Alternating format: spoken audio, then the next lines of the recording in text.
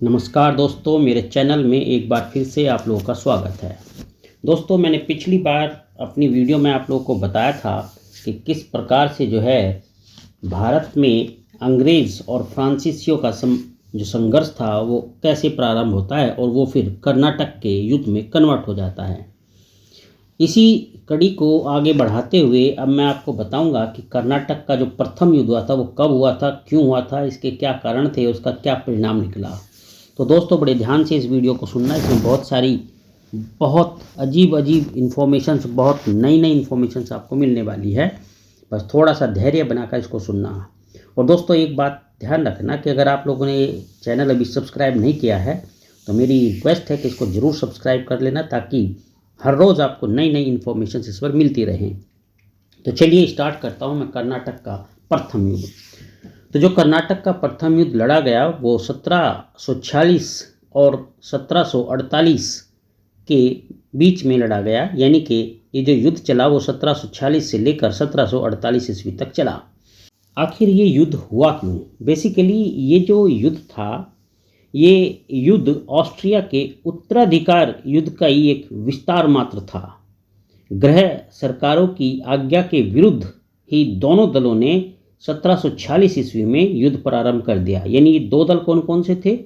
एक तो फ्रांसीसी और दूसरा अंग्रेज, जो भारत में उस समय एक दूसरे के प्रतिद्वंदी थे।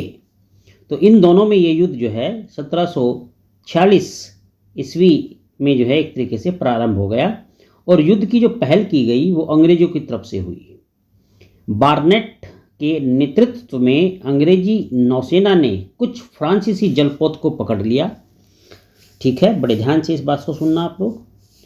तो इस फ्रांसीसी जलपोत को जब उन्होंने पकड़ लिया तो डुप्ले ने कर्नाटक के नवाब से अपने जहाज़ों की सुरक्षा की जो है गुहार लगाई, उससे प्रार्थना की। लेकिन अंग्रेज़ों ने नवाब की किसी बात को गौर नहीं किया। अंग्रेज़ों ने यानी जो थे उन्होंने नवाब की कोई भी बात नहीं मानी, उस पर जरा सा भी इल्म नहीं किया। और इसका परिणाम ये हुआ कि डुप्ले ने मॉरिशस के फ्रांसीसी गवर्नर ला बुर्डेने से सहायता मांगी।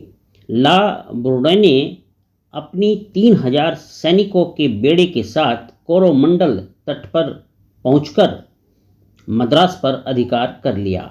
ठीक है, अब फ्रांसीसियों ने भूमि और समुद्र दोनों को घेर लिया, यानी दोनों का घेरा जो है उसने डाल दिया। ला बुर्डोने का विचार अंग्रेजों से फिरौती लेने का था, यानी वो उनसे फिरौती लेना चाह रहा था।